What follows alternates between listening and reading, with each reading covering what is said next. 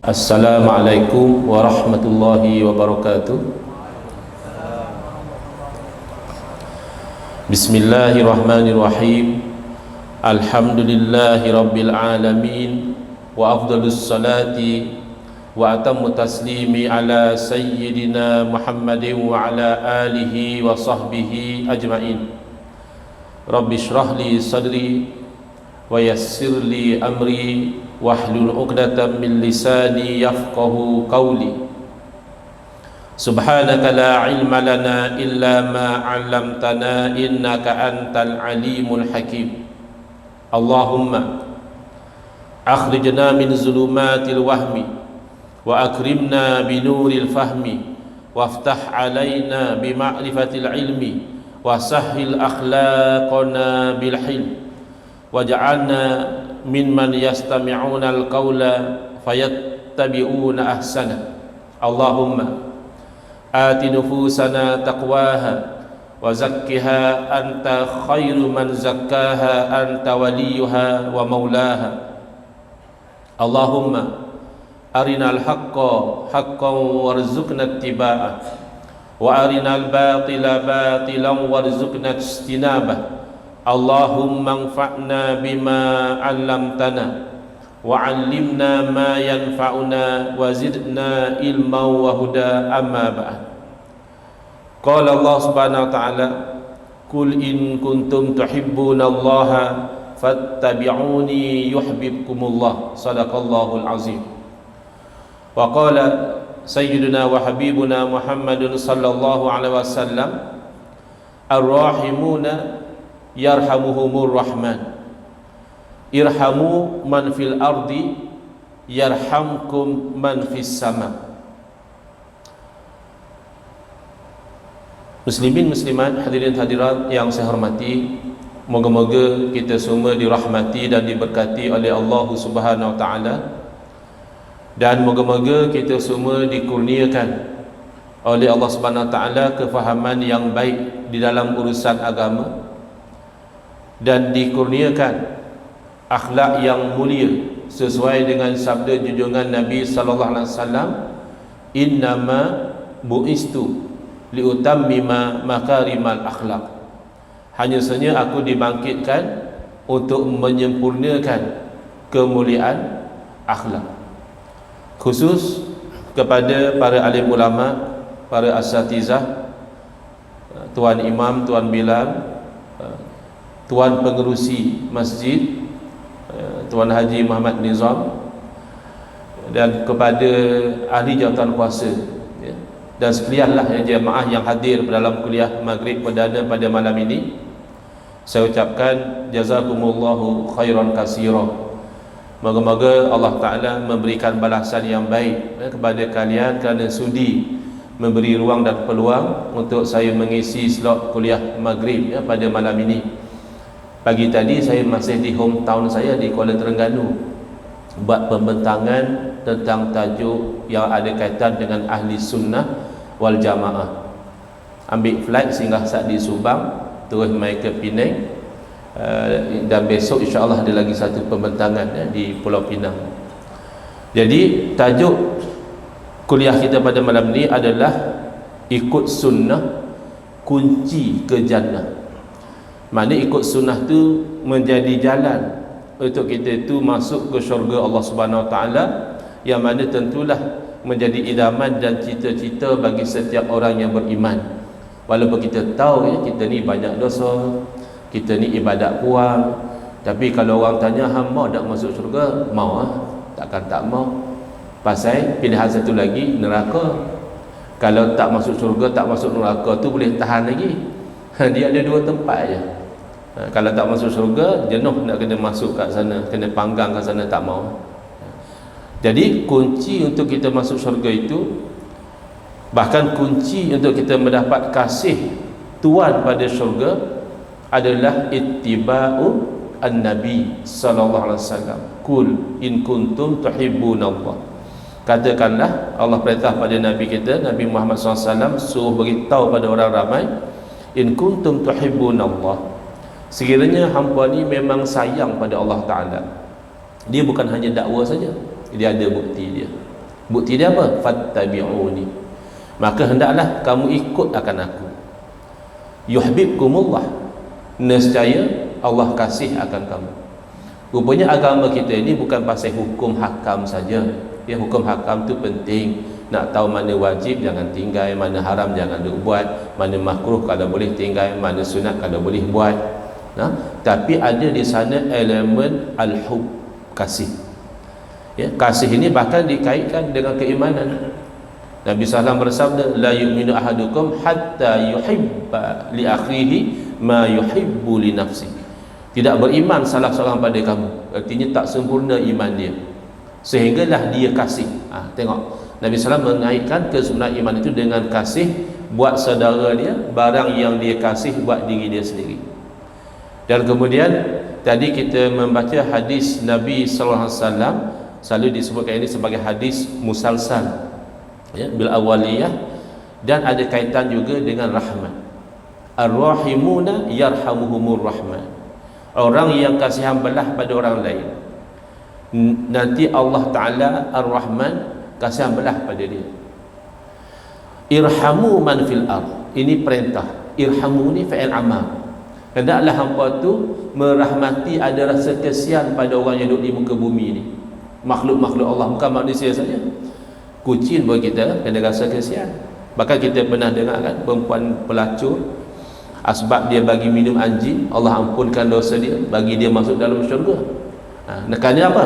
Natijah daripada kasihan belah pada orang yang di syurga ini, yarhamkum man fis sama, nescaya dia akan kasihan belah akan kamu orang yang di langit.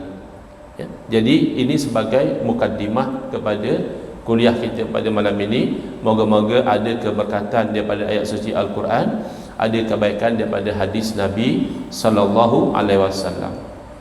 Sekarang kita pergi fokus kepada tajuk. Kita tu nak ikut sunnah. Sunnah ni apa dia? Kadang-kadang kita orang Melayu ni duk confuse sunnah dengan sunat. Ada beza dia. Sunnah tu lebih luas lagi, tidak semua sunnah tu sunat. Ya, ada juga sunnah yang wajib. Tapi sunat ni kalau dalam istilahnya disebut apa tu? Mustahab. Ya, digalakkan. Buat dapat pahala, tak buat pun tidak sampai berdosa. Tapi sunnah yang dimaksudkan dari segi bahasa adalah jalan. As-sunnah ay at-tariqah. Sunnah itu adalah jalan. Bila kata jalan, kadang-kadang jalan tu bagus, kadang-kadang jalan tu tak bagus.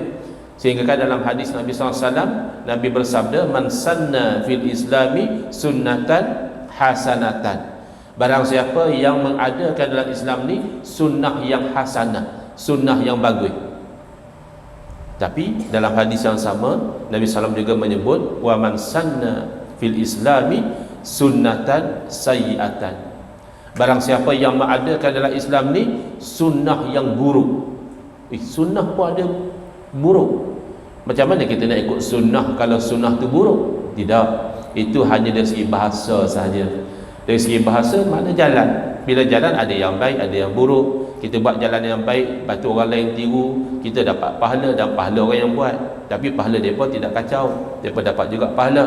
Kita buat jalan yang buruk, orang tiru jalan yang buruk itu, kita sudah dosa lah buat jalan yang buruk. Dapat lagi dosa orang yang buat tu pun dosa dia tidak kurang. Tapi yang kita nak fokus malam ni bukan sunnah dari segi bahasa. Yang kita nak fokus adalah sunnah dari segi istilah, iaitu at-tariqatul mardiyatu al-maslukatu fid din salakaha a'lamuddin, iaitu Rasulullah SAW wa ashabuhu radhiyallahu anhum ajma'in. Yang dikatakan sunnah dari segi istilah, dia hanya fokus pada hak baik ya. Hak buruk dia tak panggil sunnah. Iaitu jalan yang diredai, yang dijalani di dalam agama, yang dijalani oleh siapa? Oleh Rasulullah sallallahu alaihi wasallam dan juga tokoh-tokoh agama seperti para sahabat radhiyallahu anhum ajma'in. Pasal itu Syiah kita tak panggil dia Sunni. Pasal dia bukan ikut sahabat. Bahkan dia membenci dan menuduh perkara-perkara yang buruk kepada sahabat Nabi radhiyallahu anhum ajma'in. Jadi jelas ya, Syiah itu dia bukan ahli sunnah. Sebab tak ikut tokoh-tokoh dalam agama, iaitu murid-murid Nabi, para sahabat. Baik, jadi sekarang ini bila kita kata nak ikut sunnah, nak ikut jalan yang redha ini, maka kita pergi kepada makna sunnah yang luas. Sunnah ni jalan Nabi, jalan hak Nabi lalu. Dia ada makna sunnah yang sempit. Makna sunnah yang sempit merujuk kepada apa yang dituturkan oleh Nabi SAW. Itu namanya sunnah qauliyah, sunnah perkataan. Apa yang dilakukan oleh Nabi SAW itu sunnah fi'liyah, sunnah perbuatan. Bahkan ada benda-benda bukan Nabi cakap pun orang lain yang cakap. Ada benda-benda bukan Nabi SAW yang buat, orang lain yang buat. Tapi Nabi SAW mengiktiraf percakapan atau perbuatan itu. Mungkin Nabi SAW puji, Nabi kata bagus, ada pahala. Ataupun paling tidak Nabi SAW tak larang. Nabi nampak sahabat buat satu perkara, Nabi dia tak larang.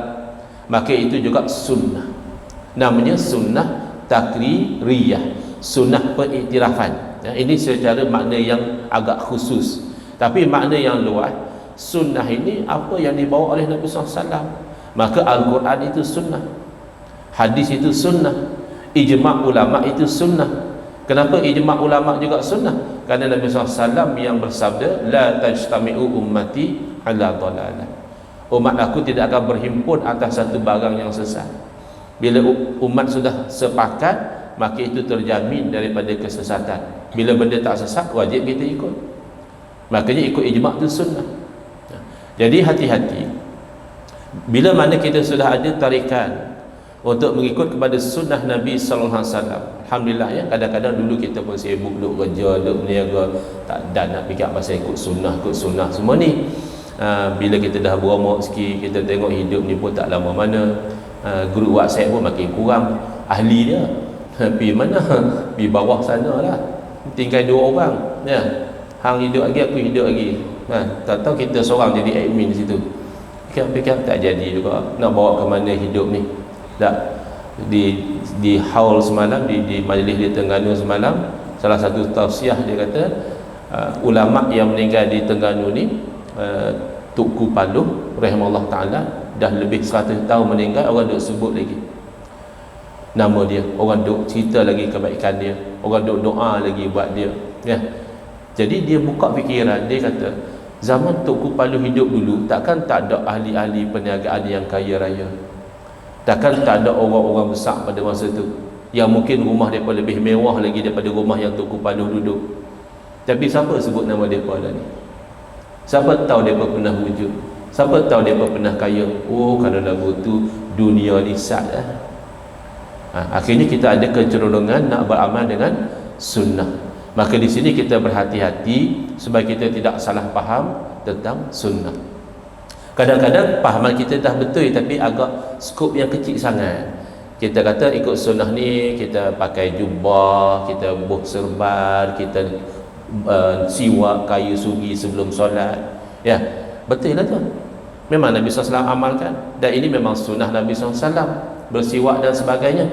Tapi jangan sampai kita terlepas pandang sunnah yang lebih besar daripada itu, iaitu akidah. Apakah keyakinan Nabi SAW? Dan inilah yang diperjuangkan oleh para Rasul alaihimussalatu wassalam, membawa manusia kepada tauhid, menjauhkan manusia daripada syirik. Ini adalah sunnah yang paling besar sekali. Jangan sampai kita lupa. Hak kecil kita buat juga. Saya nak bagi cadangan, kok-koklah saya dapat share pahala kalau diamalkan cadangan ni. Iaitu satu sunnah, bukan di tempat ni saja, di tempat-tempat lain, di Kuala Lumpur, di Terengganu, di mana pun, satu sunnah yang kecil yang seolah-olah telah dimatikan adalah sunnah yang namanya sunnah sutrah. Iaitu amalan Nabi SAW apabila baginda solat, baginda akan ada sutrah, penghadang di hadapan baginda. Sutrah yang paling senang, dinding. Kita pergi semain depan dinding jadi sutrah, tak pun tiang. Sebab itu zaman Nabi SAW, lepas solat fardu, sahabat ni berkejaran untuk cari tiang. Pasal nak semain sunat pun, sunat kita ada sutrah. Kita lah ni pun cari tiang juga, buat nak menyandak masuk kuliah. Cari tiang juga. Sahabat cari tiang nak jadikan sebagai sutrah. Maka sutratul imam, sutratu man khalfahu. Sutrah imam tu cukuplah jadi sutrah untuk makmum. Tak payahlah tiap-tiap makmum nak buat sutrah, pasal imam dah ada sutrah. Tapi kalau imam tak ada sutrah, matilah satu sunnah. Kecil je sunnah tu, tapi kalau kita hidupkan sunnah yang mati, pahala dia besar. Jadi saya cadang, oleh kerana kita tak semayang betul-betul depan dinding depan sana, buhlah sesuatu yang sekadar satu hasta cukup dah. Kata penyangkut mikrofon tu, buh depan tu jadi sutrah. Jadi kalau tuan-tuan amalkan, kotlah dapat pada saya tu, tolong peringat saja. Benda ni duk ada dah dalam kitab-kitab. Tapi sunnah yang dimatikan, sunnah yang tidak diamalkan, kecil saja kita hidupkan. Tapi hak besar tentu lagi penting, iaitu sunnah dalam akidah. Yang kedua, sunnah dalam syariat. Biar amalan kita itu ikut hukum sebagaimana yang dibawa oleh Nabi SAW. Jangan sampai kita main langgak saja atas nama hak asasi, atas nama dunia moden, dan atas nama itu ini. Ya, memang manusia ada hak, tapi hak manusia tidak sampai mengatasi hak Allah Ta'ala. Kemudian yang ketiga yang saya baca dalam hadis tadi, innama bu'istu liutammima makarimal akhlak. Jangan sampai kita bercakap pasal sunnah tapi akhlak kita jauh daripada akhlak Nabi sallallahu alaihi wasallam. Padahal itulah objektif utama Nabi sallallahu dibangkitkan, bagi perelok akhlak. Maka di situ datang sunnah dalam hati kita. Sebab hati yang jadi elok tak elok ni hati dia raja. Inna fil jasadi mudghah. Dalam jasad ni ada satu ketulan. Idza salahat salahal jasadu kullu. Bila elok ketulan tu, elok habis satu jasad. Wa idza fasadal jasadu kullu. Bila rosak hak seketul ini, rosak habis.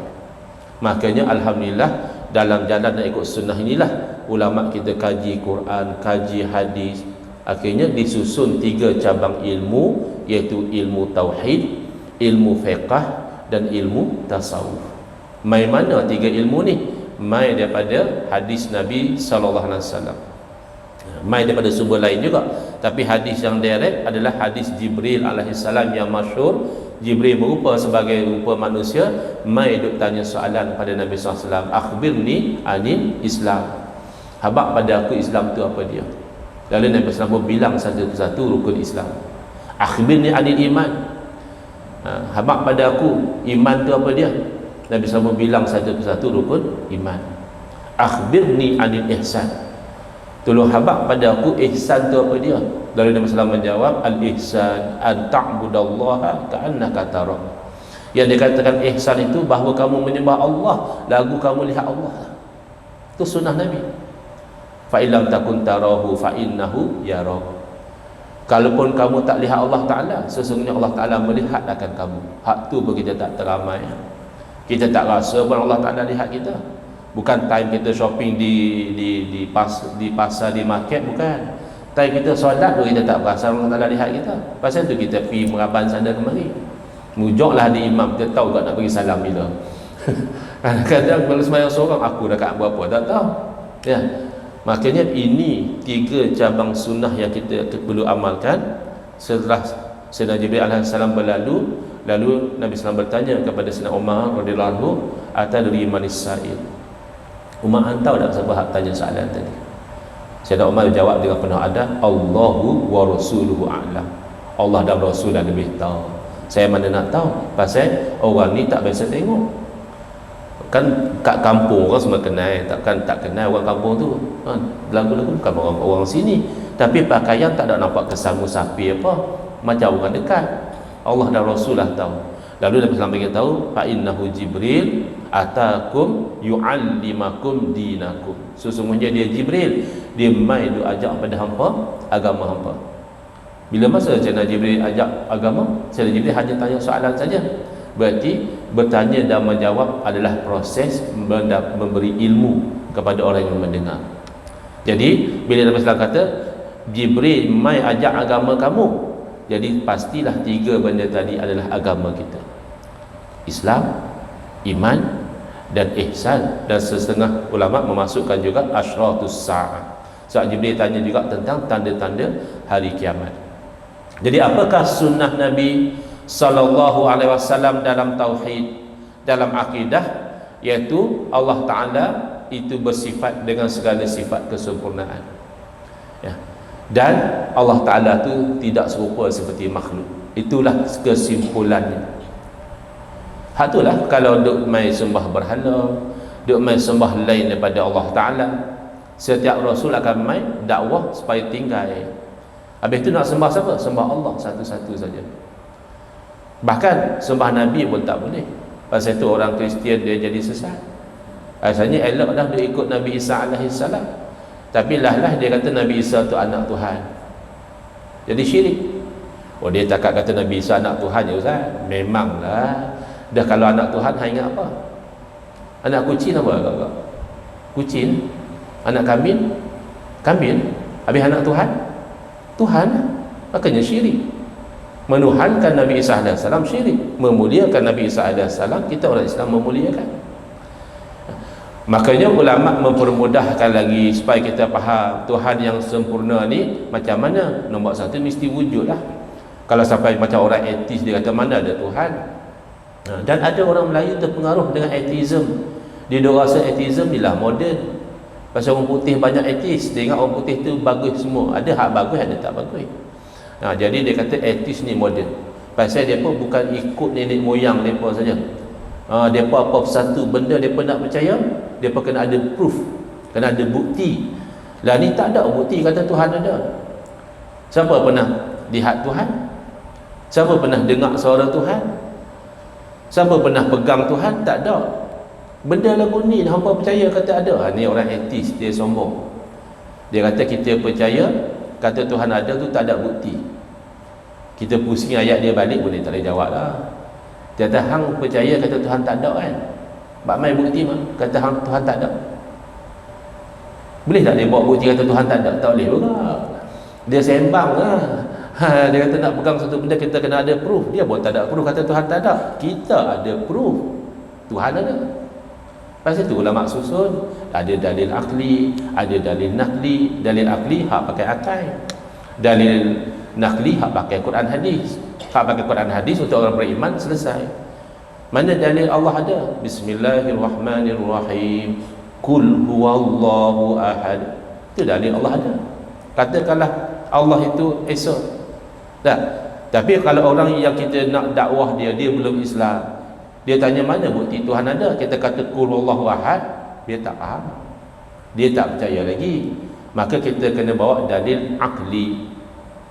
Dan bahkan hati-hati di zaman kita ini, ada orang menyangka ikut sunnah jangan pakai akal. Bahaya. Saya pesan dah dekat Terengganu tadi 2 hari, semalam saya pesan, hari ini saya pesan, hari ini saya nak pesan di Pulau Pinang. Kita jaga diri kita, zuriat keturunan kita daripada satu penyakit yang tersebar di zaman moden ini. Tuan-tuan biasa dengar tak penyakit BAK? Biasa dengar tak? Mungkin tak tersebar lagi di Penang. BAK ni ringkasan kepada biak bodoh asal confident. Penyakit tu tersebar. Bila dia ada Facebook, confident. Time kapal terbang hilang, dia jadi pakar kapal terbang. Time pelihara dia tak usah cerita lah, dia pakar pengulas politik nombor 1. Time ada orang bertikai pasal hukum, dia jadi mufti. Jadi yang saya kata lagu tu, pernah satu orang mai ke Facebook, dia kata ustaz, saya dalam berakidah saya berpegang dengan Quran dan Sunnah. Oh bagus. Tapi dia pergi tambah ayat dia, saya cam dia kena penyakit BBAK tadi. Dia kata saya dalam akidah saya berpegang dengan Quran dan Sunnah, saya tak pakai akal. Inna lillahi wa inna ilaihi raji'un. Sejak bila Quran dan Sunnah tak bagi manusia pakai akal? Tidakkah nak membuktikan kebenaran Al-Quran itu orang tu kena fikir dulu. Hak masuk Islam tu kan dia kaji, dia tengok, dia tahu betul sungguh Islam ni, betul sungguh kandungan Al-Quran, betul sungguh apa yang Muhammad bawa ni. Macam tu kan. Sebab tu Al-Quran kata afala ta'qilun. Pasal apa hangpa tak guna akal baik? Wa fi anfusikum afala tubsirun. Dalam diri hangpa sudah ada tanda-tanda, bukti-bukti kewujudan Allah, bukti-bukti kekuasaan Allah, bukti-bukti keesaan Allah Ta'ala. Tak boleh lah nak tengok matahari, bulan, bintang boleh, Tapi kalau tak mau tengok pada alam yang besar ni pun, tengok pada alam yang kecil diri hang tu sendiri sudah bercakap tentang kewujudan Allah Ta'ala. Jangan kita tengok jantung lagi. Unik pun jantung, dia pump darah, kaya oksigen, lepas tu digunakan darah tu untuk metabolisme, patah balik oksigen dah kurang, keluar balik banyak balik oksigen. Oi, ini satu sistem kita pun tak ada nak fikir. Ya, tak usah tengok hak tu lagi. Jangan lagi tengok sistem buah pinggang kita. Ui, sistem filter bulu hidung pun hebat. Kalau tak ada bulu hidung, jenuh macam-macam habuk tu masuk. Tengok kewujudan kita sudah. Setiap daripada kita ni baru sahaja wujud. Kalau kita rewind 100 tahun yang lalu, saya nak tanya, ada tak antara tuan-tuan 100 tahun yang lalu sudah wujud dah? Tak ada. Oh, orang muda-muda lagi di masjid ni. Tak ada hak 80, 90 no. 100 lagi tak ada. Makna kita ni wujud selepas tak wujud. Setiap barang yang wujud selepas tak wujud pasti diwujudkan. Betul tak? Takkan dia wujudkan diri dia sendiri, tak mungkin. Takkan dia wujud lagu tu je. Kalau kita ambil benda simple macam reban ayam pun, kalau tahun lepas kita balik raya kampung mak kita, tak ada reban ayam belakang rumah. Tahun ni balik ada reban ayam. Kita tanya, bang, siapa buat reban ayam belakang rumah? Mak, abang kita jawab, tak ada orang buat, jadi sendiri. Terlalu kesian abangku, bukan tua sangat, nyanyuk lah.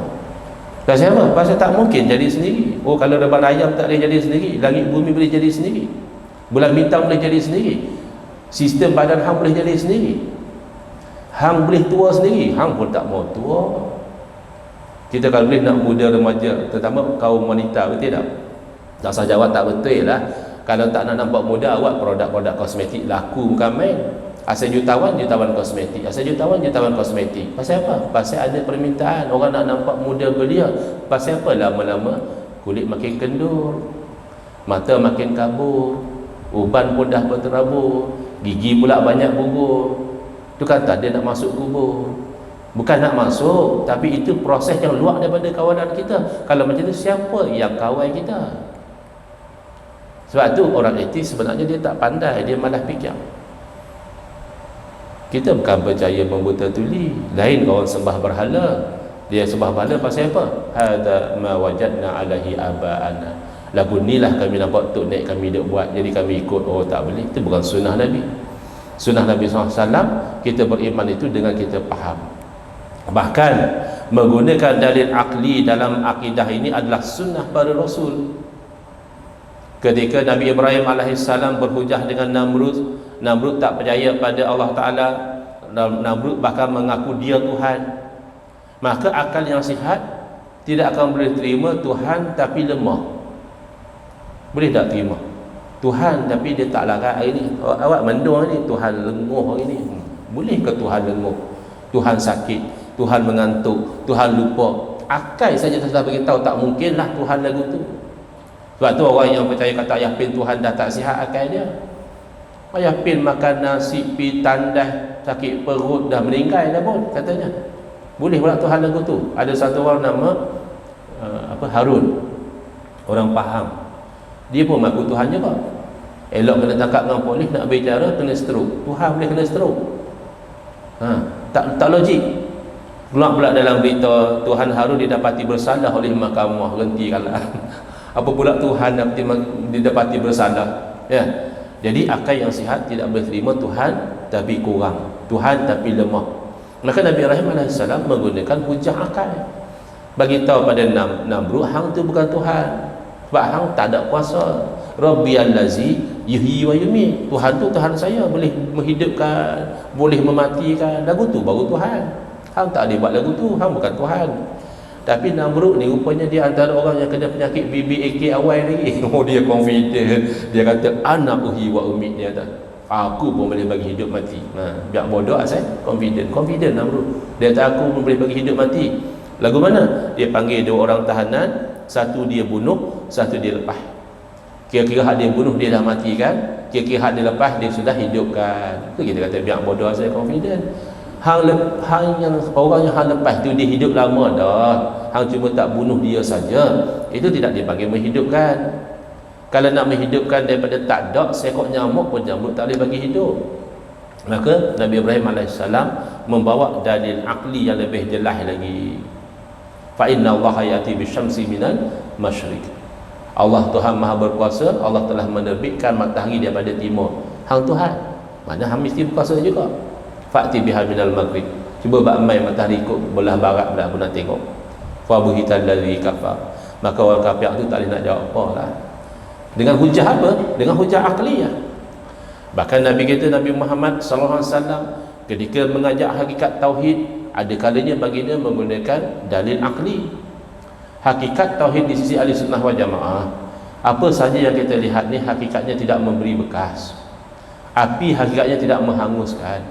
Nasi hakikatnya tidak mengenyangkan. Ubat hakikatnya tidak menyembuhkan. Ya. Isyak dah, no? Nak azan dulu ke azan lepas ni?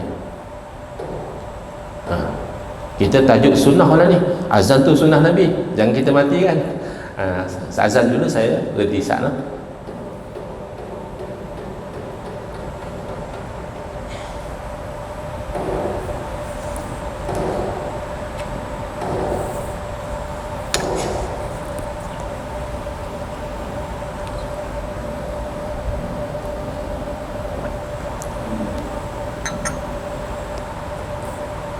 Allahu Akbar, Allahu Akbar. Allah. Allahu Akbar, Allahu Akbar.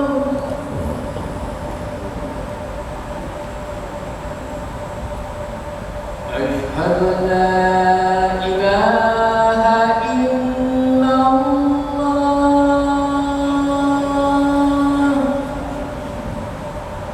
Asyhadu an la ilaha illallah.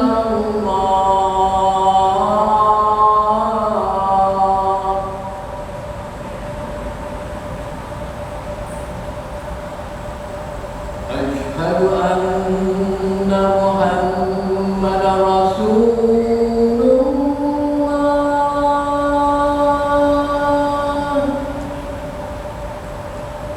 Asyhadu anna Muhammadar Rasulullah.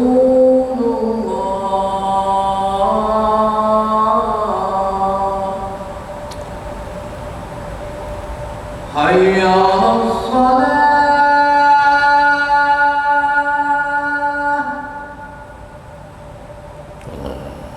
Hayya 'alas shalah.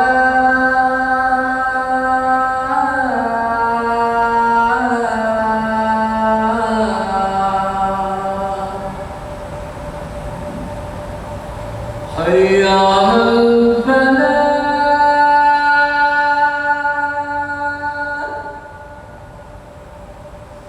Hayya 'alal falah.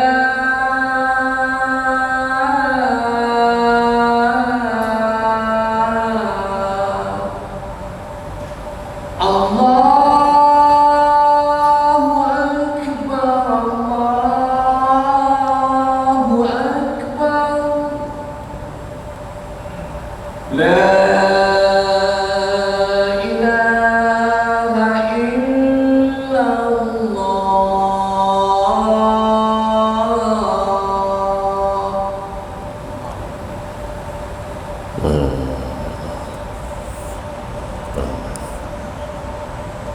illallah. Bismillah, alhamdulillah, wassalatu wassalamu ala rasulillah, amma ba'd. Baik, kita sambung lagi. Yang mana saya tadi tanya juga, kuliah malam ini nak habis pukul berapa. Jadi saya dimaklumkan kalau kuliah khas ni, kuliah perdana ni, kalau kuliah biasa dia berkata 9.30. Kalau kuliah perdana boleh lajak sampai pukul 10. Tapi saya ni tak biasa kuliah sampai pukul 10. Mungkin kalau macam Ustaz Azhar Idrus, orang tunggu kot sampai pukul 10. Tak habis somat lah. Takkan Ustaz Angku ni kan 9 suku baru tengok jam lah. Jadi saya target 9 suku, saya tekan break. Kalau ada soalan kita berhenti 9.30, boleh kan? Baik, sambung balik. Bila Nabi SAW ajak hakikat, Nabi SAW bagi tahu antaranya la adwa, tak ada yang namanya jangkitan penyakit. Ya ke? Habis tu kita dah pakai pismah hari tu hari masa PKP, kita siap sembahyang jarak-jarak lagi, tak ikut sunnah. Nah, sunnah kan sembahyang rapat-rapat. Mufti pun tak larang. Pasal apa? Pasal takut jangkit.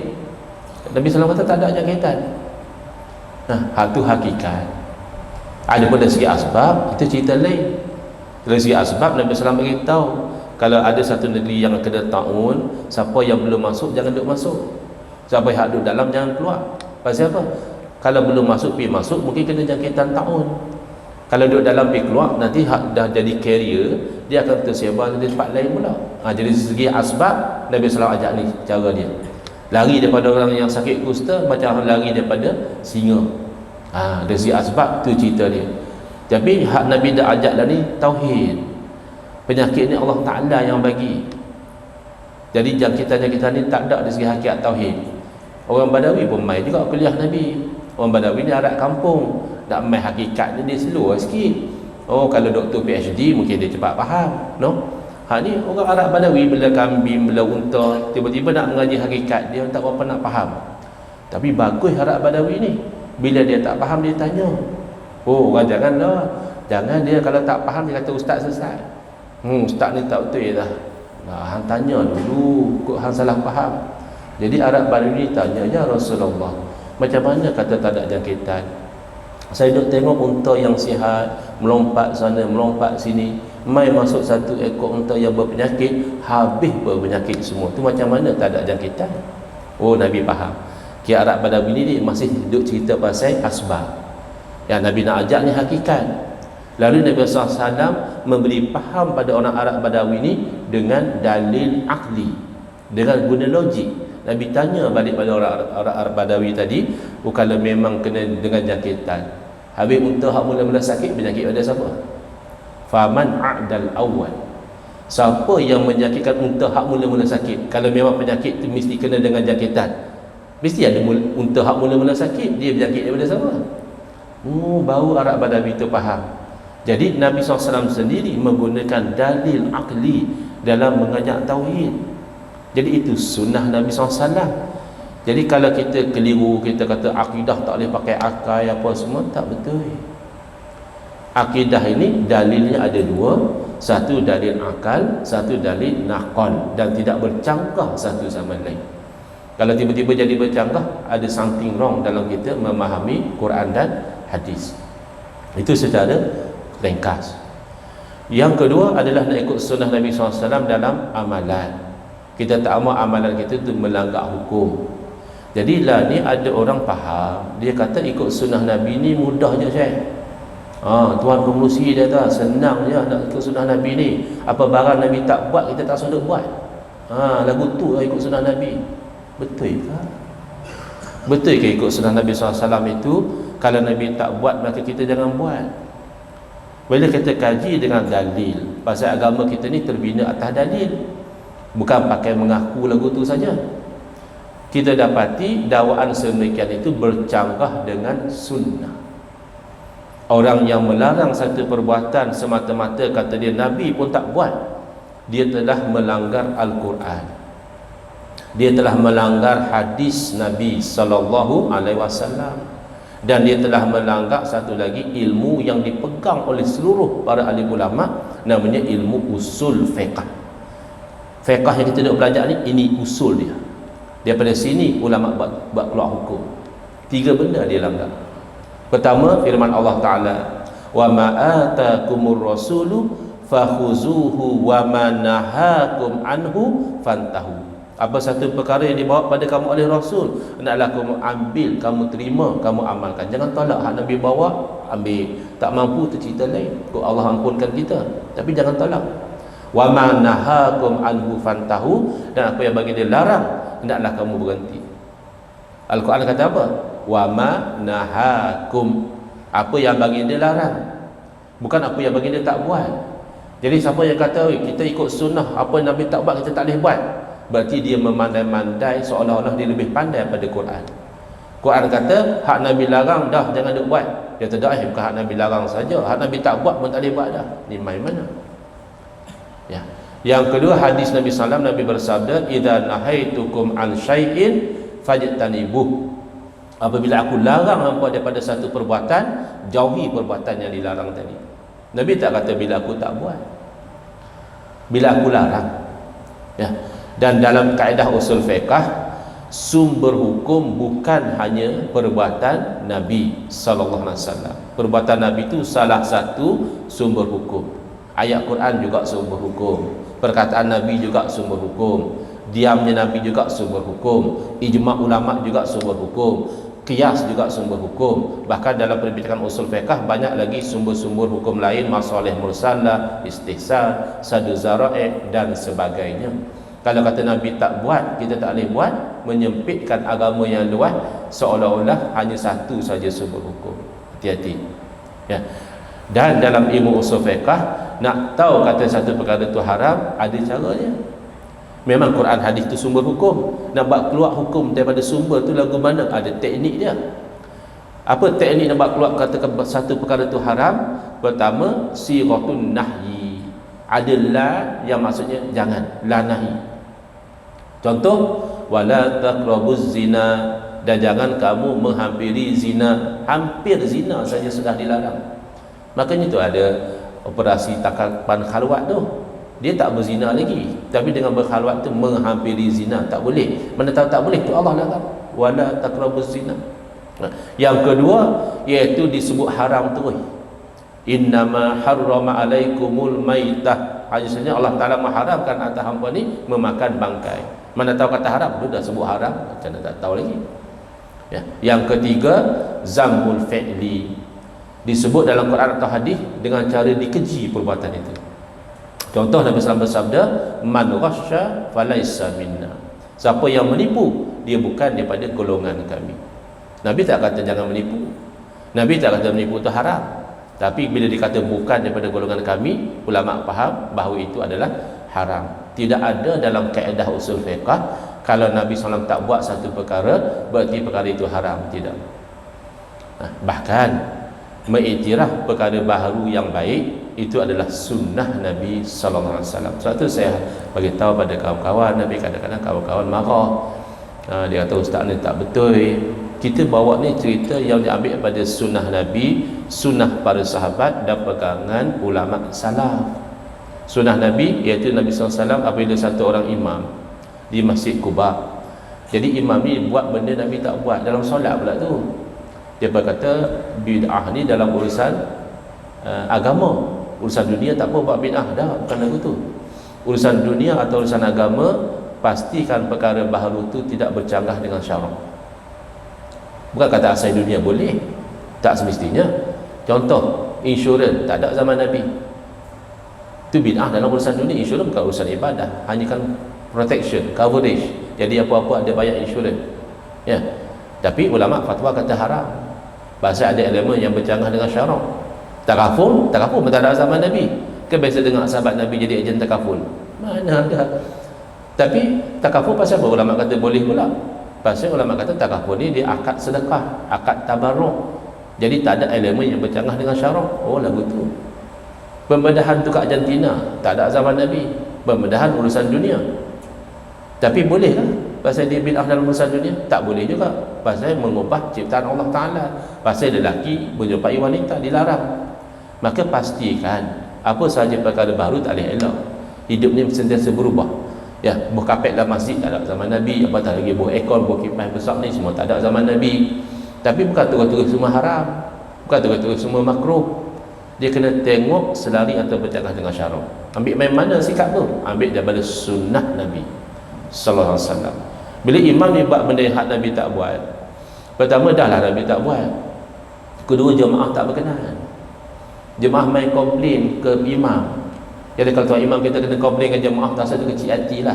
Imam zaman Nabi pun dia berkomplain. Dia berkata tu imam tak salah lagu tu. Tu imam apa ni? Tu imam ni perangai dia baca Fatihah, dia pergi baca surah Al-Ikhlas, Huwallahu Ahad. Lepas tu dia sambung baca surah Lail, lepas tu baru dia rokok. Dah kat kedua lagu tu juga. Fatihah, Huwallah, surah baru rokok. Makmum tak berkenan. Makmum kata lagu ni lah, imam kalau solat, kalau nak baca Huwallah lah. Lepas Huwallah, rokok lah. Kalau nak baca surah, surah saja. Jangan bantai baca dua-dua, pilih salah satu. Kata imam, hampa pilih salah satu lah. Kalau hampa nak aku jadi imam lagu tu, aku semayang. Hampa nak lagu lain, hampa nanti imam lain lah, senang.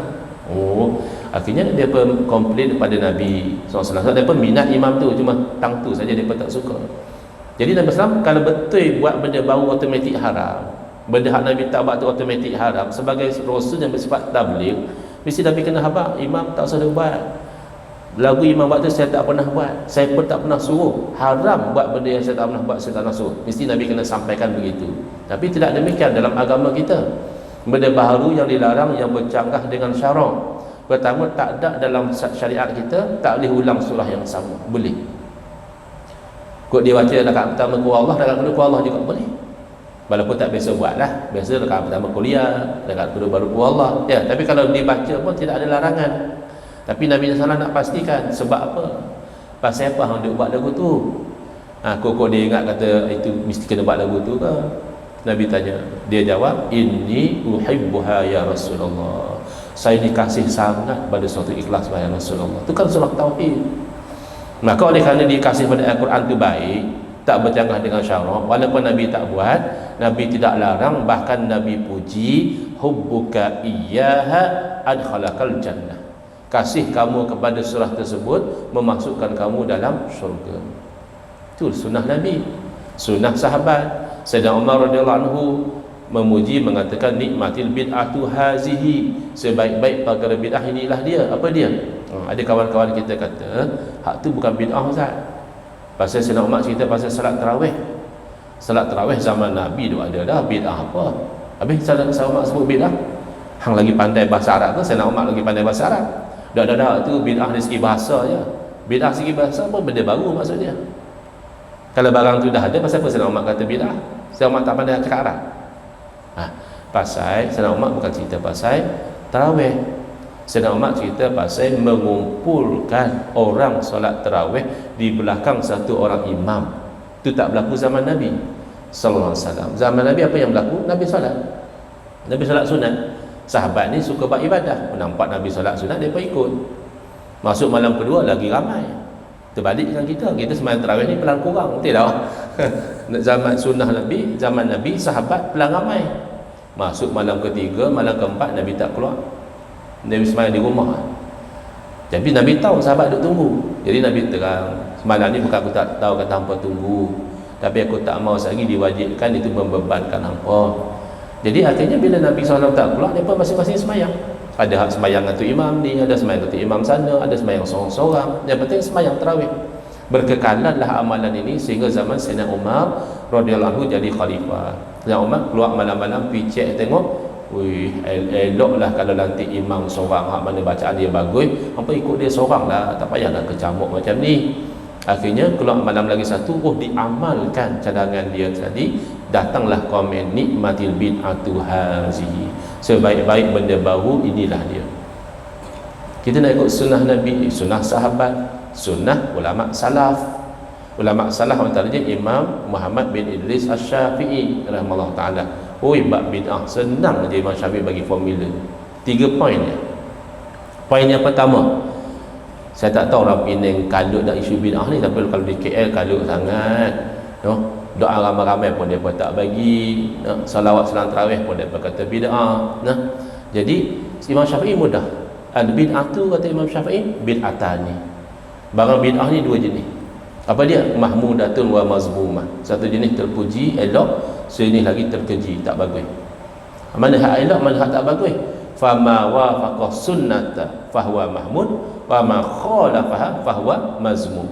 Mana perkara bid'ah yang selari dengan sunnah, yang tak melanggar hukum, hak tu terpuji. Mana perkara bid'ah yang bercanggah dengan sunnah, melanggar hukum, hak tu terkeji. Selesai. Habis macam mana nak tahu kata melanggar hukum tak melanggar hukum? Nabi dah wafat dah. Betul, Nabi dah wafat. Tapi hukum tetap perlu dikenal pasti, dijalankan oleh pewaris pada Nabi, iaitu ulama. Pasal tu ulama duk kaji, bolehkah kita sembahyang jarak-jarak time pandemik? Pasal tu mufti kata, boleh, pasal nak menolak mudarat daripada orang tu adalah tuntutan agama. Jadi kan ada benda baru yang ulama keluarkan fatwa. Saya pergi haji baru ni, rupanya lah dia boleh tawaf pakai skuter. Mana ada skuter zaman Nabi SAW. Awak ulama-ulama Arab Saudi tak larang, pasal dia tengok tawaf ni ceritanya pusing Kaabah.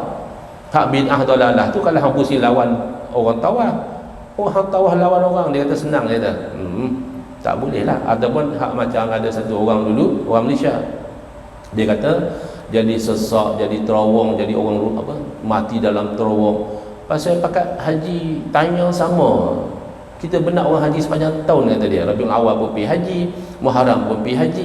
Tu bid'ah sungguh lah, tu bercanggah sungguh. Tapi setakat tawaf tu pusing Kaabah, naik skuter pusing Kaabah dah, pusing. Jadi dia pun benarkan pasal masih lagi mengisi perbuatan ibadah tawaf tadi.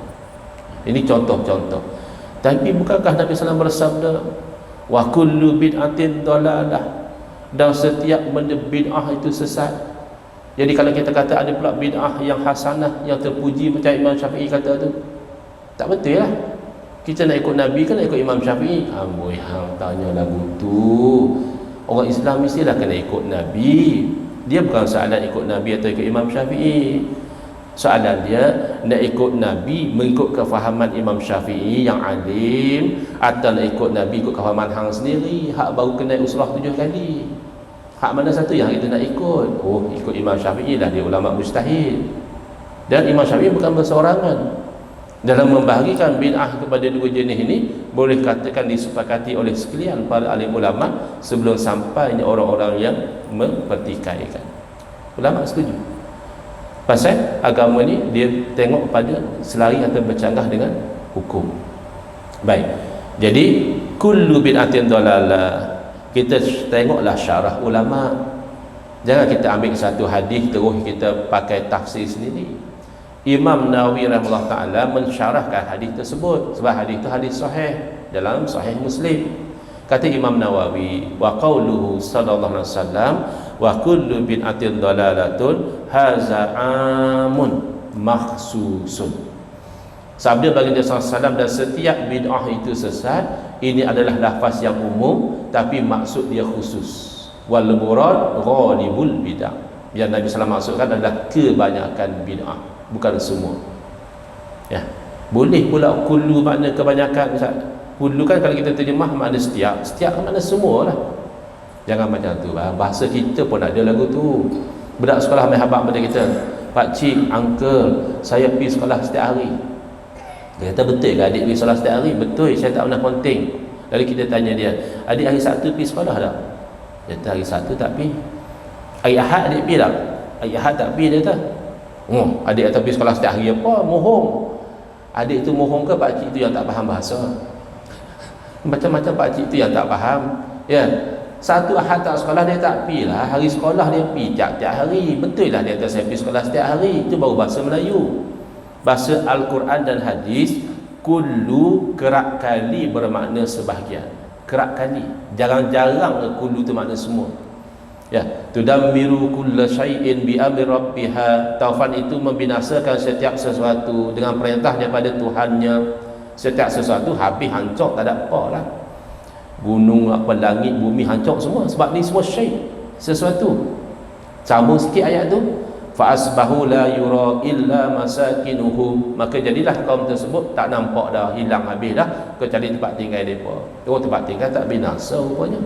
Tapi Quran kata kulla syai'in. Kulla situ maknanya banyak, bukan semua. Ya. Wa kana wara'ahum malikun ya'khudhu kulla safinatin wasba. Kawan-kawan kita yang amal sunnah baca Kahfi, dia tahu ayat ni. Ayat ni dalam suratul Kahfi. Kadang-kadang dia sembang je, suruh baca Kahfi malam Jumaat, dia pun tak baca. Dia tak tahu kata ayatnya dalam suratul Kahfi. Ya, ceritanya apa? Ceritanya apabila Nabi Musa AS nak menuntut ilmu dengan Nabi Khidir AS, Nabi Khidir asalnya tak mau. Dia kata, hang tak akan sabar punya mengaji aku.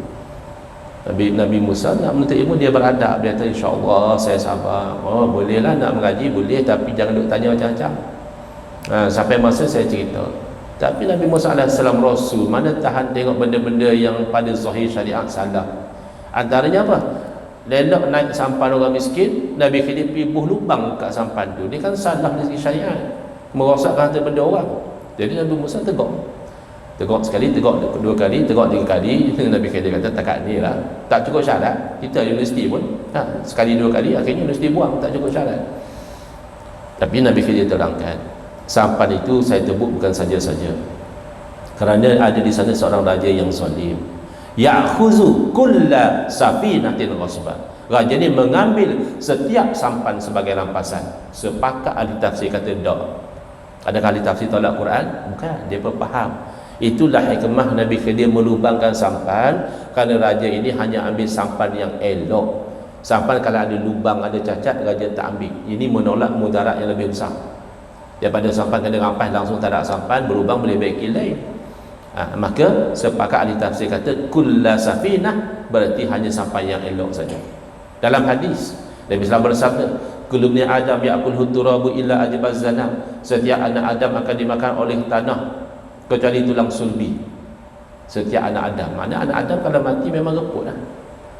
Sebab Nabi dah sabda, setiap anak Adam, hang raja ke, hang menteri ke, hang orang kampung biasa ke, namanya anak Adam mati, jasad jadi reput. Para Rasul anak Adam tak? Jasad mereka reput tak? Orang mati syahid anak Adam tak? Ada tak jasad orang mati syahid Allah jaga tak reput? Bahkan kadang-kadang orang biasa, bukan Nabi, bukan mati syahid, bila digali balik jenazah dia atau terbuka jenazah dia, Masya Allah tabarakallah, macam baru mati semalam. Tak betul lah hadis macam tu Ustaz. Bukan hadis tak betul, hadis mesti betul. Cara hang faham hadis tu tak betul. Hang tak boleh faham kullu ibni Adam makna semua. Kullu ibni Adam tu makna kebanyakan. Jadi ikut sunnah Nabi SAW adalah mengikut kepada dalil Quran, hadis. Ada 3 hadis, perkataan, perbuatan dan juga pengiktirafan, ijma' ulama, qiyas dan sebagainya. Hak itulah yang disusun dalam apa dikata mazhab. Dan ni ada pula tamak ikut mazhab. Dia tahu ikut mazhab apa? Kita ikut Quran hadis. Habis hang ingat tak mazhab ikut apa? Hang ingat mazhab ni ikut apa? Ikut Taurat.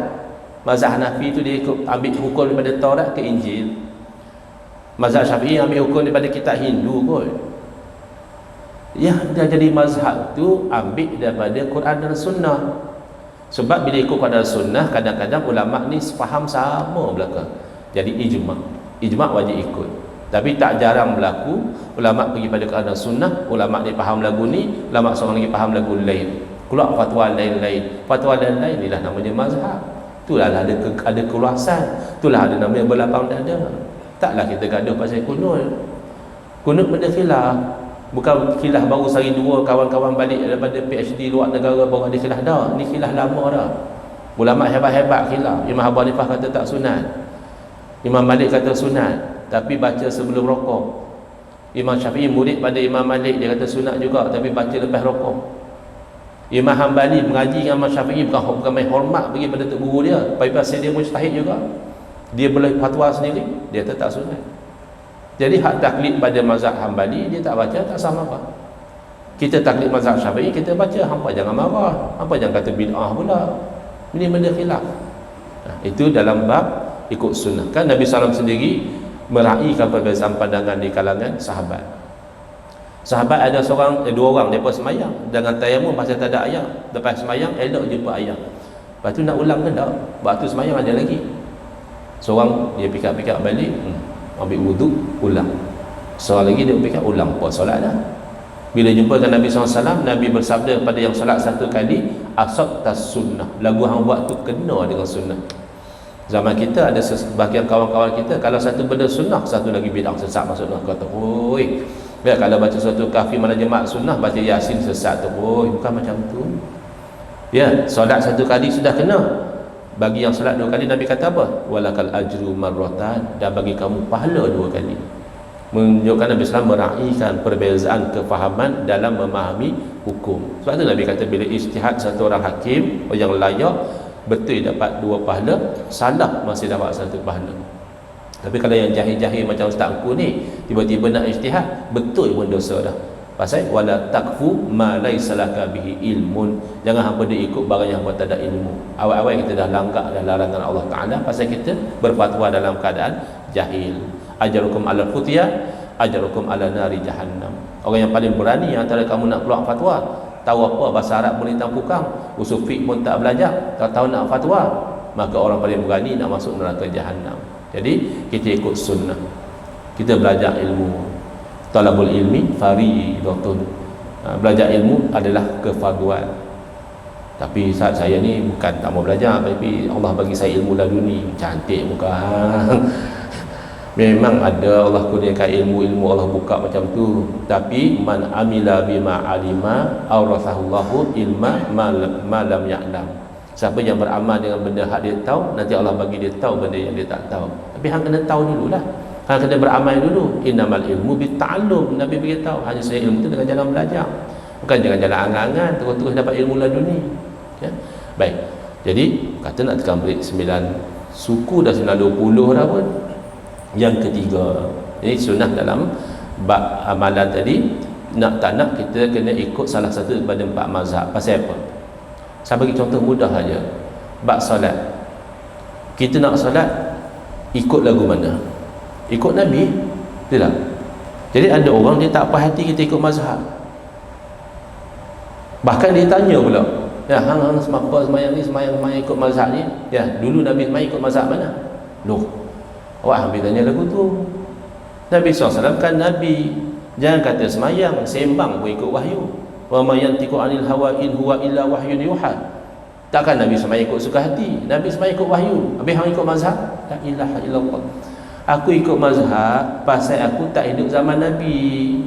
Nabi bersabda, sallu kama ra'aitumuni usalli. Hendaklah hangpa solat lagu hangpa lihat aku solat. Angkat tangan saya. Siapa tuan-tuan lihat Nabi solat nak tanya bila?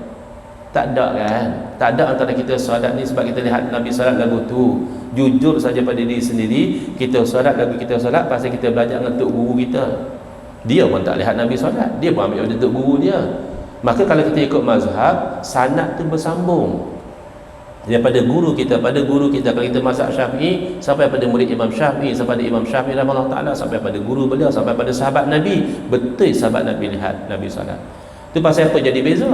Pasal boleh jadi sahabat melihat beza-beza atau menyampaikan dengan cara kefahaman yang berbeza. Nah, Nabi sujud lutut dulu ke tangan dulu turun? Boleh jadi Nabi buat dua-dua. Sahabat yang lihat Nabi turun lutut dulu, dia sahabat apa orang? Ni cara sujud, turun lutut dulu. Hak nampak kata Nabi turun tangan dulu, dia sahabat kata tangan dulu. Jadi kalau ikut salah satu pun masih ikut sunnah lagi. Jangan hampir sujud kepala dulu. Hak tu bid'ah terus masuk hospital terus. Awak seminggu tak datang, sujud kepada dulu. Baik. Jadi yang ketiga dan yang terakhir, ikut sunnah di dalam akhlak. Oleh kerana akhlak itu terbit daripada hati, maka kena jaga hati kita. Kadang-kadang kita zahir nampak nak buat untuk Islam, tapi kita buat untuk hawa nafsu kita. Jangan. Itu yang jadi bergaduh, itu jadi berbalah, itu tidak ikut sunnah. Sunnahnya apa? Wa'tasimu bihablillahi jami'an wa la tafarraqu. Dan hendaklah kamu berpegang teguh dengan tali Allah, agama Allah semua sekali, dan jangan berpecah belah. Ya, ni cerita kat Kuala Lumpur, kat Penang mungkin tak berlaku. Jangan kata benda besar-besar bergaduh pasal bisnes, bergaduh pasal politik, pasal nak jadi AJK masjid bergaduh juga. Di Kuala Lumpur lah, di Penang barangkali tak berlaku. Akhirnya ada ni tim pengurusi lama, ni tim pengurusi baru. Jadi bila ada pengurusi baru, pengurusi lama pun tak main masjid dah. Jangan lagu tu. Masjid ni tempat kita bersatu, tempat kita sama-sama sembah Allah yang satu, sebab sama-sama kita amalkan sunnah Nabi yang satu, menghadap pada kiblat yang satu, beramal dengan kitab yang satu. Tiba-tiba hanya kerana nak memakmurkan masjid kita jadi berpecah belah. Jangan. Masing-masing ambil giliran lah buat kerja. Ikhlas Allah terima, tak ikhlas Allah tak terima. Dengan ikhlasnya, dengan sabarnya, dengan redanya, dengan syukurnya, dengan tawaduknya, dengan zuhudnya. Zuhud apa dia? Buang dunia daripada hati. Ada orang salah faham, dia pakai baju 4-5 hari tak basuh. Kita tahu hang pakai baju 4-5 hari tak basuh, dia kata zuhud. Kita kata bang, bukan zuhud, tu busuk. Zuhud ni hang pakai baju bersih, pakai baju wangi, naik kereta bagus, duduk rumah pun bagus, tapi sekupang pun tak masuk dalam hati hang. Itu ada satu orang, dia bawa periuk sana sini pasal dia nak zuhud. Orang kata hang kalau nak kenal orang zuhud, pergi jumpa satu tok syekh ni, dia zuhud sungguh. Dia pergi takut silap alamat kot. Zuhud apa rumah besar lagu ni, kenderaan kami bagus lagi, khadam kami ramai lagi, silap alamat kot ni. Tahu masuk waktu solat. Jadi dikomatkan pakat solat lah. Tuan rumah lah jadi imam untuk syekh tadi. Dia jadi makmum, tinggal periuk di belakang. Budak-budak nampak periuk, dia jadikan sebagai gendang. Dia mayang tak khusyuk pada habis jahanam periuk aku. Ya, daripada takbir sampai salam dia tinggal periuk. Pas mayang tak syekh panggil. Dia nak bagi tahu pada tuan. Apa yang tuan nampak, rumah besar saya ni, kenderaan bagus saya ni, khadam, staf-staf saya semua ni. Kalau Allah Ta'ala tarik semua sekali, saya macam saya juga, saya tak rasa apa pun. Tuan dengan periuk buruk tu pun tuan dah letak ingat Allah Ta'ala dah. Jadi sunnah Nabi SAW ni adalah kita meletakkan akhirat dalam hati kita. Dunia boleh kena pegang dengan tangan. Nak orang Islam pegang dunia dengan tangan, jangan lepas. Sebab kita ada amanah nak menjalankan syariat, peganglah. Tapi kalau satu sin masuk dalam hati, jahanam. Pernah orang bagi bandingan lagu ni, dia kata dunia dengan kita ni ibarat bahtera dan lautan. Kita ni bahtera, dunia ni lautan. Lautan banyak mana pun, asal duduk kat luar kita selamat, belayar ini bagus ya. Tapi sikit masuk ayat dalam perahu, dalam sampan, dia tenggelam. Dunia pun lagu tu. Dunia duduk di tangan, selamat insya-Allah. Dunia sikit yang masuk dalam hati, habis jahanam rosak. Maka itu sunnah Nabi SAW. Akidah kita ikut sunnah Nabi SAW, syariat kita ikut sunnah Nabi SAW. Nabi dah tak ada, ikutlah sunnah daripada pewaris dia, para ulama. Kalau ulama kita jadikan sebagai musuh, kita pula lebih pandai pada ulama, kita pula menyesatkan ulama, macam mana nak ikut sunnah Nabi? Bahkan para ulama mengatakan, wa in tanaza'tum fi syai'in farudduhu ila Allahi war Rasul.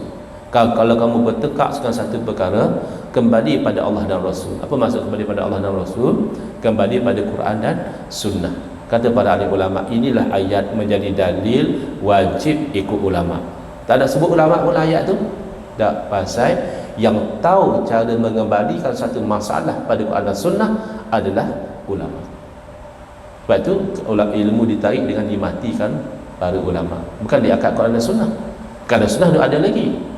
Tapi akhirnya orang tu berfatwa dengan kejahilan, pasal dia tak tahu berinteraksi. Ini ayat makna apa, hadis makna apa, hak ni amkah, hadis khaskah, ini mutlakkah, ini muqayyadkah, dia tak faham. Yang fahamnya adalah ulama. Jadi ikut ulama tu ikut sunnah. Dan kita sama-samalah menjaga akhlak kita. Saya bimbang untuk diri saya sendiri. Kita cakap ikut sunnah, akhlak kita teguh. Dan terakhir, betul-betul terakhirnya. Tadi sudah terakhir dah, terakhir apa lagi? Ya, Nuh Ustaz ni. Terakhirnya, itu saya ulang lagi hadis Nabi SAW. Kita tanamkan apa yang Nabi SAW sebut dalam sunnah baginda, la yu'minu ahadukum hatta yuhibba li akhihi ma yuhibbu li nafsi. Tak sempurna iman satu orang tu di kalangan kamu, melainkan dia kasih buat saudara dia barang yang dia kasih buat diri dia sendiri. Jadi kalau ada saudara kita tak betul, saudara kita nak khianat, saudara kita buat susah hidup kita, kita hanya benci pada perbuatan dia saja. Jangan kita benci melarat sampai pada batang tubuh dia, jangan. Dia tetap saudara seagama kita, kita doakan kebaikan buat dia. Moga-moga doa itu diaminkan oleh para malaikat, dan malaikat mengatakan moga-moga kamu mendapat sama seperti yang kamu doakan buat saudara kamu. Saya hentikan setakat ini dahulu. Wallahu a'lam, sama ada nak dibuka pada soalan ataupun ditutup itu sahaja. Hadza wabillahi taufiq wal hidayah. Wassalamualaikum warahmatullahi wabarakatuh.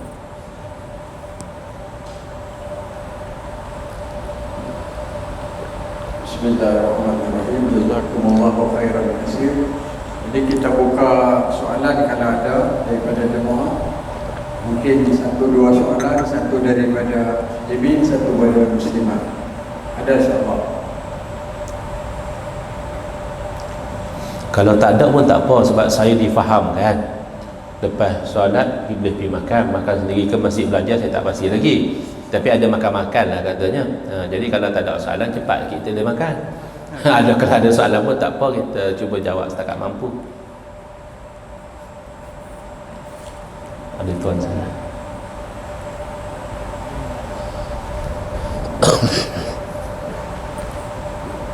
Bismillahirrahmanirrahim. Assalamualaikum warahmatullahi wabarakatuh. Waalaikumsalam. Saya bertanya berkenaan dengan amalan para ulama. Contohnya macam tertentu dalam bilangan-bilangan tertentu yang ada dasarnya, tidak ada asas dalam agama. Macam mana benda itu nak difahamkan? Boleh bagi satu contoh tak amalan ulama tapi tak ada asas? Amalan saya tak pasti, tapi yang selalu diperkatakan bacaan benda ni 1000 kali Nabi tak buat pun. Okey. Faham. Misalnya ada satu ulama dia amalkan selawat 1000 kali. Tak ada dalil pun kata Nabi amal lagu tu. Nah, baik. Dia ada dua aspek di situ ya. Aspek pertama adalah aspek amalan itu sendiri. Dan aspek yang kedua adalah aspek kesan dari amalan. Kadang-kadang dia kata, baca ni 1000 kali lagu ni dia punya kesannya. Kita cek tak ada pun dalil. Jadi aspek amalan ya, aspek amalan terlebih dahulu. Secara ringkasnya amalan ini, ibadah ini terbahagi kepada dua. Satu ibadah yang muqayyadah, yang diikat, dan satu lagi ibadah yang ghairu muqayyadah. Dia ibadah juga tapi dia tidak diikat. Ikat lagu mana? Ada ibadah yang diikat dengan waktu, macam salat, macam haji, macam puasa. Ramadan tahun ni musim panas, kita tukar puasa bulan lain. Tak boleh. Pasal diikat dengan waktu. Ada yang diikat dengan tempat. Sembahyang okey lagi, fleksibel. Sembahyang di Penang boleh, sembahyang di Shah Alam boleh, sembahyang di New York, di Tokyo pun boleh, asal masa waktu saja.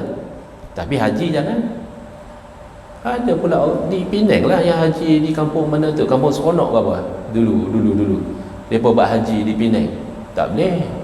Haji tempat dia, tawaf mesti di Kaabah, sa'i mesti Safa Marwah, wukuf mesti di Arafah.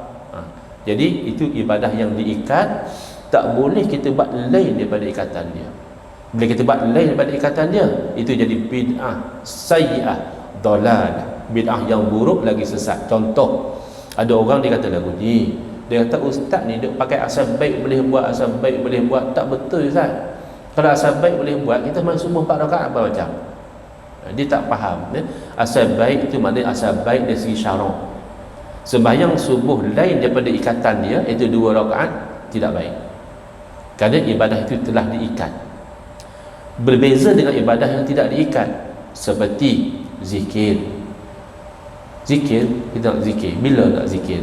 Terpulang lah. Bila ada masa lapang, zikir lah. Wazkurullaha zikran kasira. Naklah kamu zikir kepada Allah Ta'ala dengan zikir yang banyak. Mana nak zikir banyak mana? Terpulang 1000, 100, ikut kemampuan. Ya. Jangan sampai terbakar view, sudahlah. Hamba Allah ni baru nak berubah terus suruh dia zikir 5,000, terbakar view, tu kata gila isim. Dia isim tu nama, tapi tak larat dengan badan dia. Ya, kawan baru nak belajar semayang suruh zikir 5,000, suruh dia zikir pas semayang cukup lah 33 tu. Tapi secara asasnya tak ada bilangan. Selawat lagu tu juga. Nak selawat bila? Bila-bila. Sebab tu kita kata tak ada asas hang nak larang orang selawat salat tarawih. Hang kena buat main dalil. Sebab bila Allah berfirman, innallaha wa malaikatahu yusalluna 'alan nabi ya ayyuhallazina amanu sallu 'alaihi wa sallimu taslima. Wahai orang beriman, hendaklah kamu selawat dan salam ke atas Nabi. Allah tak tetapkan bila. Maka termasuklah sebelum tarawih boleh selawat, selang-selang tarawih boleh selawat, lepas tarawih pun boleh selawat. Bahkan dalam hadis yang lain Nabi sampai beritahu pada satu orang, lagi banyak lagi bagus. Bahkan kalau hang gunakan sepenuh waktu untuk selawat, akan hilang segala kerusingan, akan tercapai segala hajat hang. Mana selawat ni tak ada masa. Jadi itu daripada sudut. Jadi orang yang nak membinakan selawat selang tarawih tak betul. Kecuali dia perbetulkan orang salah faham. Kau ada orang ingat mesti solat tarawih mesti kena selawat. Tak sah tarawih kalau tak selawat. Kalau ada, setahu saya sejahil-jahil orang kita tahu tak selawat pun sah. Ya, nak baca Allah pun boleh, nak istighfar boleh, tak mau baca apa cek WhatsApp pun boleh. Sedang tarawih lain masa tarawih. Tu masa semayang kena jaga betul. Sedang tarawih. Salafus salih di Makkah sedang tarawih daripada tawaf sunat. Salafus salih di Madinah sedang tarawih daripada semayang 4 rakaat. 4 kali rehat 16. 16 campur 20, 36. Makanya kalau orang tanya sebenarnya rakaat tarawih ni berapa Ustaz? Khilaf. Jumhur ulama kata 20 rakaat. Hak khilaf apa? Imam Malik kata 36 rakaat. Hang pilih nak ambil yang mana? 20 ke 36? 20 pun goyang dah. Tapi tak apalah, sembahyang sunat.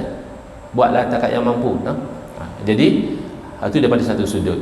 Jangan kita sempitkan ibadah yang Allah bagi keluasan. Nak zikir banyak mana, nak zikir bila. Bahkan zikir tak ada wudu pun tak apa. Semayang tak boleh, tak sah. Zikir tak menghadap kiblat pun tak apa. Nak selawat sambil jogging pun boleh. Mak mai dalil selawat sambil jogging tak ada lah dalil khusus, dalil umum lah. Itu yang pertama. Yang kedua dari segi khasiat. Dia kata kalau amal banyak ni macam ni, bala baca selawat tafrijiyah 4,444 kali. Ini namanya tajrubah. Ini bukan hukum syarak. Ini namanya menceritakan pengalaman. Pengalaman dia baca lagu tu, Allah bagi lagu ni. Dia baca bilangan macam ni, Allah bagi lagu ni. Lagu dia cerita anak murid dia. Maka pengalaman macam ni, hang nak amal boleh, hang tak mau pun tak apa. Dia bukan dalil syarak.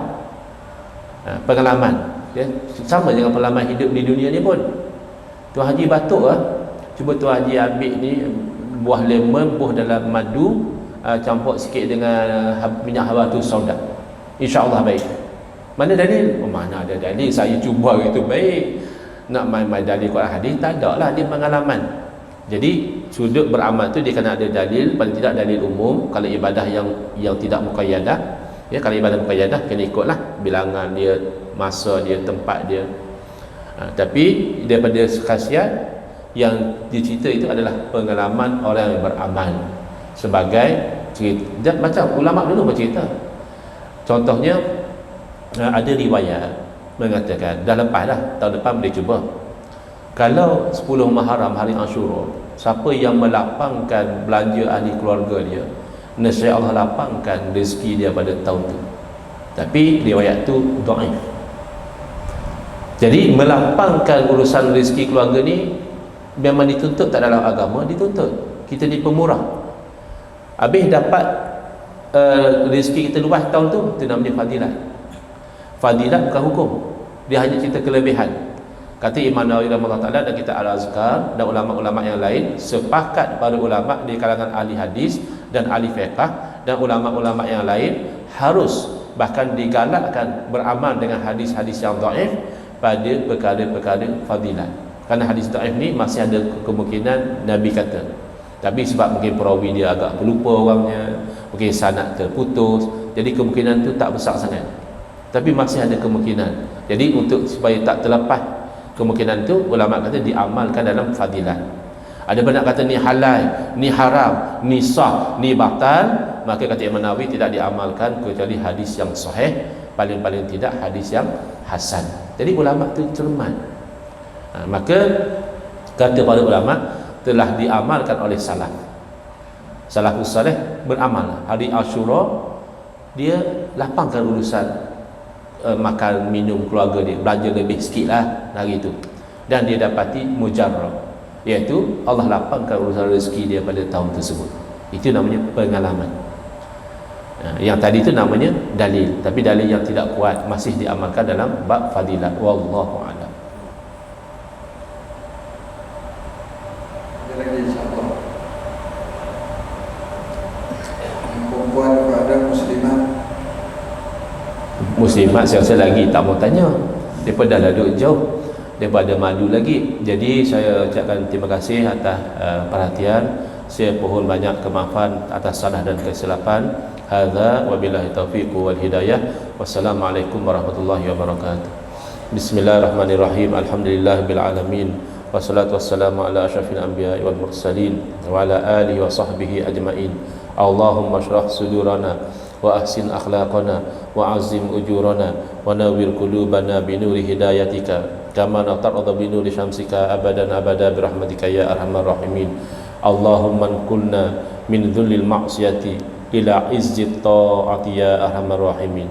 Wa sallallahu ala sayyidina Muhammadin wa ala alihi wa sahbihi wasallam walhamdulillahi rabbil alamin. Amin ya rabbal alamin.